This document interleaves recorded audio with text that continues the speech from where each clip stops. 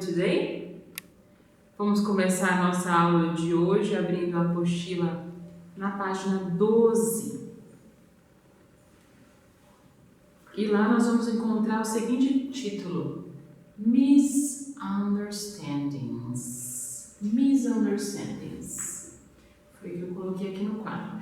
Essa palavra é interessante de pensar porque ela começa com essa partícula mis aqui, mas depois dela vem uma palavrinha que a gente já conhece. Understand é o verbo entender em inglês. O que vocês acreditam que seja, então, misunderstand? Que verbo será esse? Bom, eu devo adiantar que miss tem a ver com a falta de alguma coisa.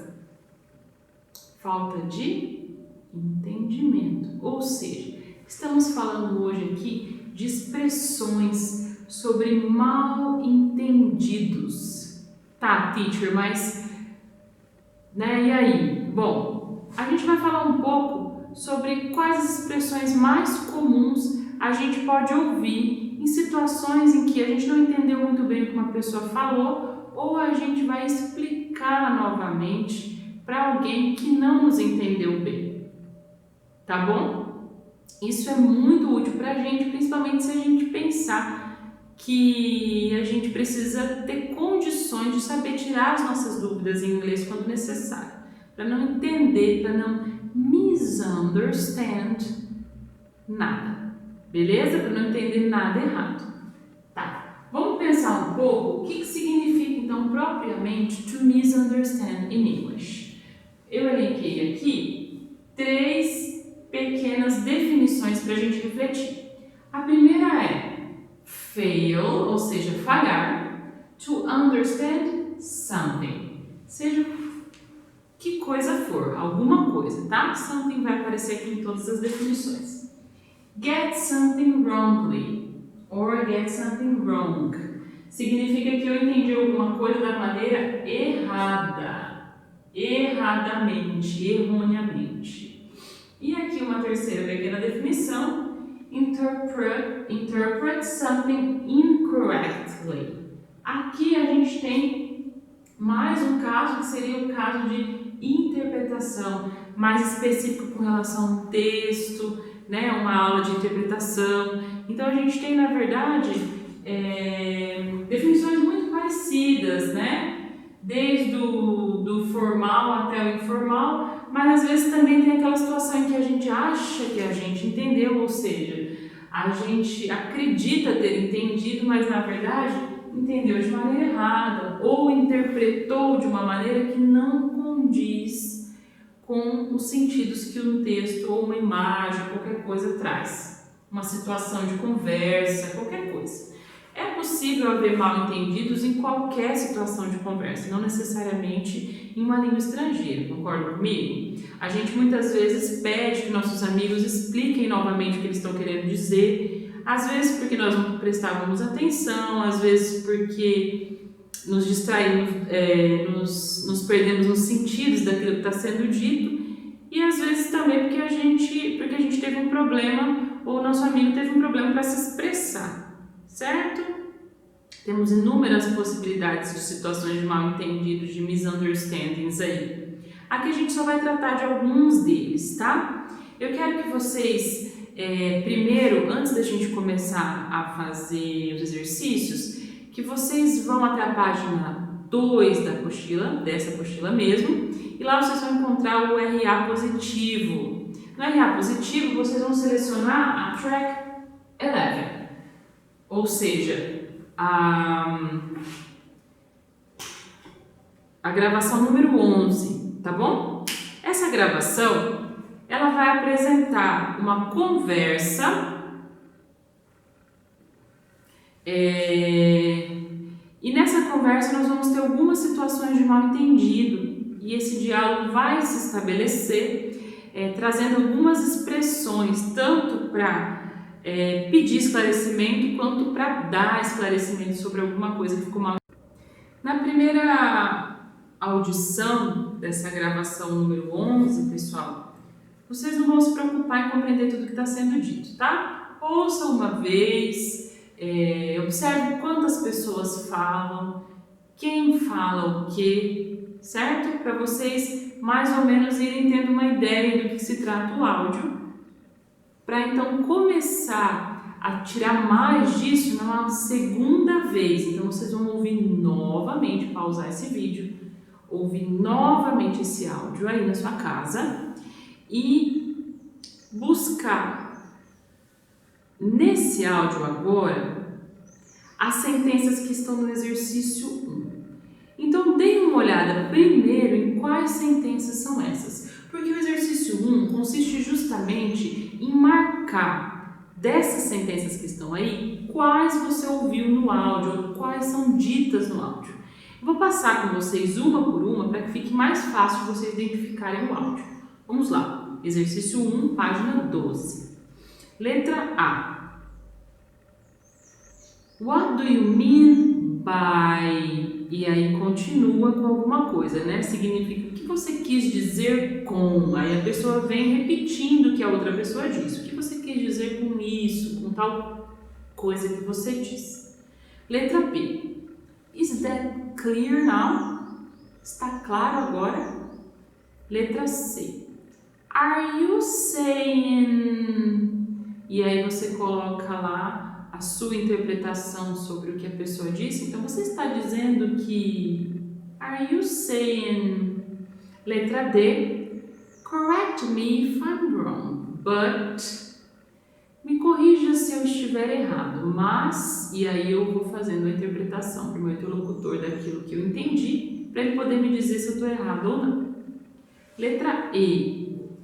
What I was trying to say was... O que eu estava querendo dizer era. Letra F. I'm not sure if I got that. Eu não tenho certeza se eu entendi isso que você disse. Letra G. Sorry. What exactly do you mean by that? Com licença, ou me desculpe. O que exatamente você quis dizer com isso? E letra H. Right, que significa né, ou então não é, certo? Bom, geralmente vem aos finais das frases. Ouça novamente o áudio e marque somente as sentenças que você ouviu.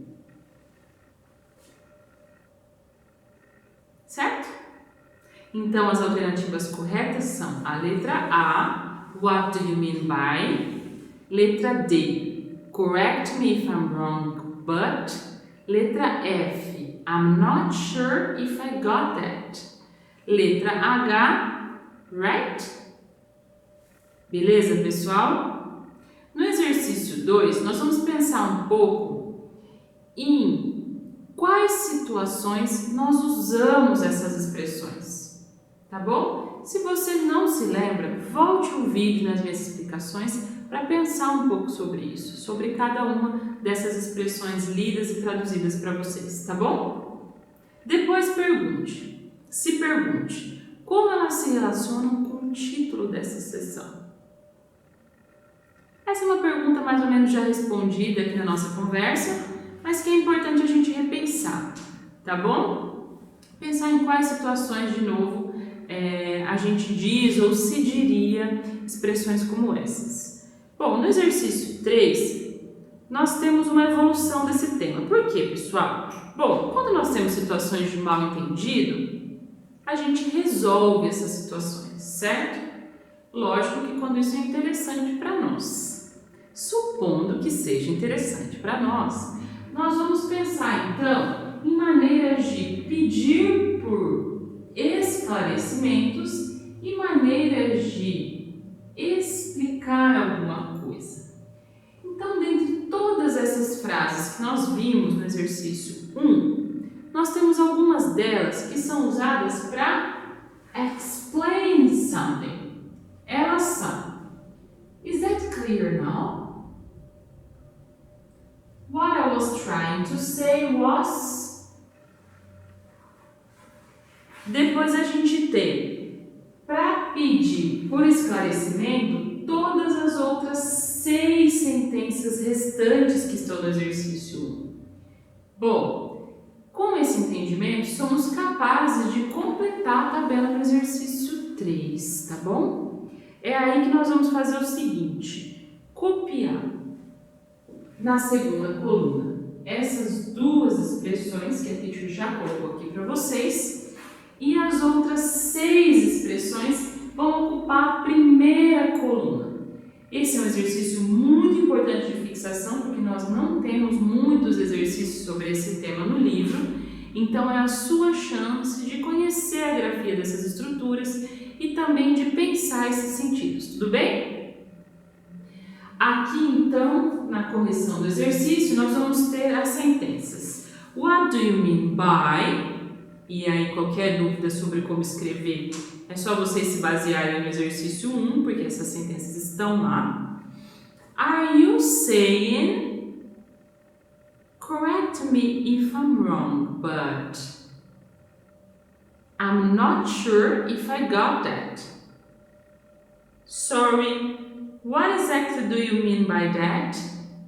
E por último, right? Bom, pessoal, esse right, na verdade, a gente poderia usar em qualquer um dos casos. Eu vou colocar aqui também, porque tanto para pedir por esclarecimento, quanto para explicar, nós podemos perguntar, correto? Então eu trago a minha ideia ou a minha interpretação e ao final eu pergunto, não é? É isso que eu estava querendo dizer? Então eu posso usar o right nas duas situações, tá bom? Essa expressão é muito comum.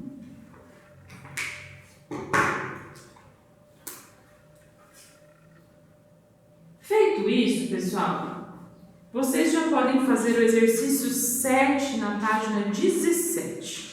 Então, lá na seção Challenge Yourself, na segunda página da seção, na página 17, o exercício 7 também fala sobre essas misunderstandings expressions. Então, a gente tem algumas expressões usadas para resolver esses mal-entendidos aí. Beleza?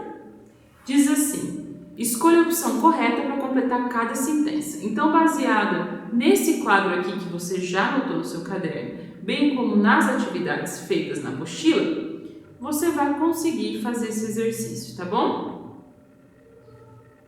São aí de A a F para você escolher a palavra que se encaixa melhor para completar a sentença. A aula que vem nós começamos fazendo a correção desse exercício. Bom trabalho, pessoal. Não se esqueçam que os exercícios são fundamentais para a compreensão do conteúdo e que você pode voltar e pausar o vídeo quantas vezes for necessário até compreender o que nós estamos fazendo. Tudo bem? See you then!